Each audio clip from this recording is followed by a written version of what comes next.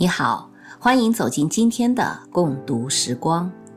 今天继续为大家朗读林清玄的散文，题目是《秋天的山茶花》。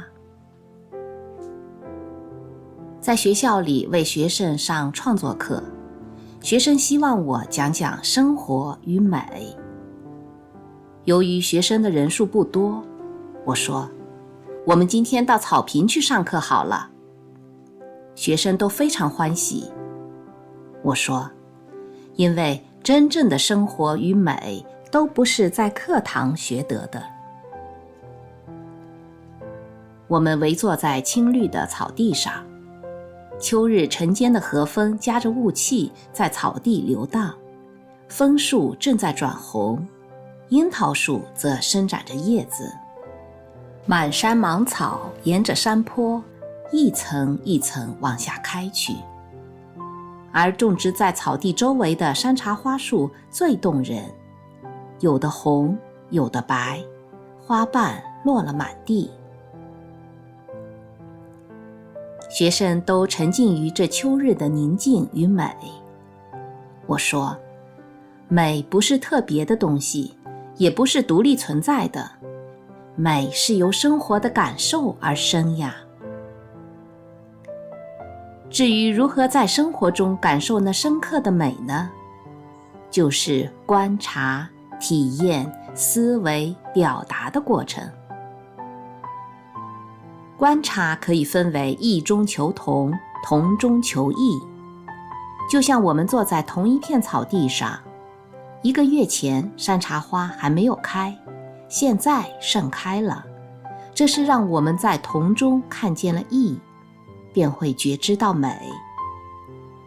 而我们眼见的山茶、尖芒花都是在秋天开的，都是山间野地的花，它们有共同的一些特质，这就是异中求同。我对学生说，我们每个人的生活也是这样，我们的生活习惯、特质、感受都是独一无二的，但是经过提升后的美好经验却可以分享，像温暖的阳光、美丽的花朵、雨后的彩虹、纯净的山林，乃至文学、音乐、艺术的创作等等，这是异中求同，使我们与人群的美有所汇通、交流。其次，我们的美好经验虽能共享，可我们每天的生活是在重复的。起床、漱洗、上学或上班、吃饭、睡觉，我们的生活实在是一个例行公事，一个形式主义。如何在这看来都一样的生活中找到美好的不同呢？例如与朋友在街头的偶然相遇，例如情感的欢喜或失落，例如照镜时看见自己的白发。我们若以例行公事看生活，生活天天都一样；我们若能独具慧眼看生活，生活每一刻都在变化。这是同中求异。当我们学会观察以后，接下来就是体验了。我对同学们说，我教他们依次去嗅闻山茶花的味道，观察山茶花的花型，并试着以直觉说出来。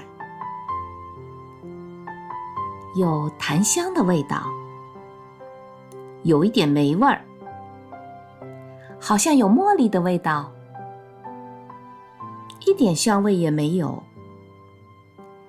样子有些像牡丹，像芙蓉，像蔷薇花。当同学们都说完了，我说，刚刚大家的体验还是离不开花，但是如果限于花的形状和香味，我们的美就没有空间，因为美需要想象，也需要思维。我们或者可以这样说，山茶花的香是一种秋天的香，非常清甜。山茶花的味道使我想起当年他离去时咖啡室中的空气，暗香飘在霉味中。山茶花的形状呢？或者可以说是像清晨被风卷起的朝霞，或者可以说是情人初见时惊喜的样子。就是要从现实进入想象，并且思考其价值与意义，最后用明白的方式表达出来。有一位同学说，老师，如果我们不表达呢，是不是也一样有美的感受？我说，美的感受如果没有表达，这感受就不完整、不圆满，这就是为什么艺术家要创作的原因。另一位同学说，可是我们不一定要做艺术家。是呀，我们不一定要做艺术家，但我们在每天的生活中都要表达感情。凡是感情的表达，都是在美的范围。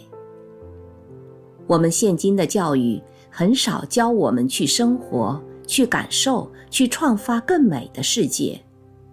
那不是教材或制度的问题，而是主持教育的人很少去表达对人生的热爱、真诚与向往。做学生的也就难以表达了。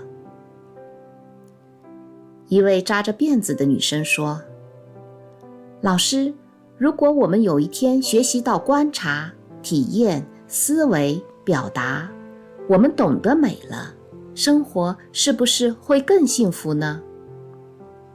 我说，那是可以肯定的。不过，美是没有止境的。当我们说自己懂得美，那不是一个结局。生活与美是需要终生学习的。就像今天我们看到山茶花开了，还有整个秋天值得我们思维嘞。下课钟响了，我看着这些年轻俊美的少年少女轻巧地离开草地，有的踩过山茶花的花瓣。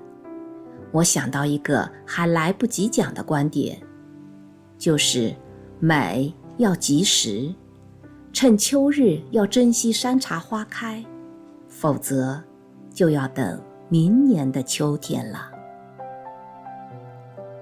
感谢您一同度过今天的共读时光，咱们下期继续。